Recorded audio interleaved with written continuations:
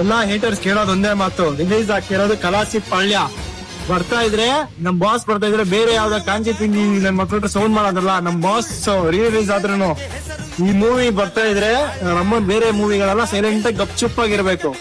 ಏನಕ್ಕೆ ಕೇಳ್ರಿ, ಬರ್ತಾ ಇರೋದು ಕಲಾಸಿ ಪಾಳ್ಯ, ಬೇರೆ ಯಾವ್ದೋ ಕಾಂಚಿ ಪಿಂಗಿ ಅವ್ರದಲ್ಲ. ಬೇರೆ ಏನ್ ಗೊತ್ತಾ, ಎತ್ತ ಮೂವಿಗಳು ಬಂದ್ರು ನಮ್ ಡಿ ಬಾಸ್ ಕ್ರೇಜ್ ನ ಬೀಟ್ ಮಾಡಕ್ ಸಾಧ್ಯನೇ ಇಲ್ಲ. ಅವ್ರ ಬಾಸ್ ಇವ್ರ ಬಾಸ್ ಅಲ್ಲ, ಇಲ್ಲ, ಒಂದೇ ಚಾಲೆಂಜಿಂಗ್ ಸ್ಟಾರ್ ಡಿ ಬಾಸ್ ಮಾತ್ರನೇ. ಓಕೆನಾ? ಇದನ್ನ ಕಿವಿಯಲ್ಲಿ ಇಟ್ಕೊಂಡ್ಬಿಡು, ಇದ್ರೆ ಅವ್ರಮ್ಮ ನೆಮ್ಮದಿಯಾಗಿರ್ಬೇಕು. ಇದನ್ನ ಇನ್ನು ಕಿವಿಲಿ ಹಾಕೊಂಡ್ಬಿಡು. ಇಂತ ಮೀಡಿಯಾದವರು ಸ್ಟೂಡಿಯೋ ಮಕ್ಕಳು ಎಷ್ಟೋ ಜನ ಮಾತಾಡ್ಬಿಟ್ರು ನಮ್ ಬಾಸ್ ಬಗ್ಗೆ ಕಿಟ್ಕೆಟ್ಟದಾಗಿ. ರಿಲೀಸ್ ಆಗಿರೋ ಟೈಮಲ್ಲಿ ನನ್ ಮಕ್ಕಳು ನಮ್ ಬಾಸ್ ಜೈಲಲ್ಲಿ ಹೆಂಗೆಂಗೋ ಇದಾರೆ ಅನ್ಬಿಟ್ಟು ಕಮೆಂಟ್ ಎಲ್ಲ ಹಾಕಕ್ ಸ್ಟಾರ್ಟ್ ಮಾಡ್ಬಿಟ್ರು. ತಾಕತ್ತಿದ್ರೆ ನಿಮ್ಗೆ ತಾಕತ್ತೆ ಇದ್ರೆ ನಿಮ್ಮಮ್ಮನ್ ಹೇಳ್ತಿದ್ದೀನಿ ಕೇಳೋ, ಎದುರುಗಡೆ ಬಂದ್ಬಿಟ್ಟು ಡೈರೆಕ್ಟ್ ಆಗಿ ಕೌಂಟರ್ ಬಂದ್ಬಿಟ್ಟು ಮಾತಾಡು. ಗಂಡಸ್ತನ ಇದೆ ಡಿ ಬಾಸ್ ಫ್ಯಾನ್ಸ್ ಮುದ್ದೆ. ನನ್ ಮಗನ ಹರಿದು ಊರ್ ಬಾಗ್ಲು ಮಾಡಿಲ್ಲ ಅಂದ್ರೆ ಡಿ ಬಾಸ್ ಫ್ಯಾನ್ಸೇ ಅಲ್ಲ ಕಣೋ. ಇದು ಡಿ ಬಾಸ್ ಫ್ಯಾನ್ಸ್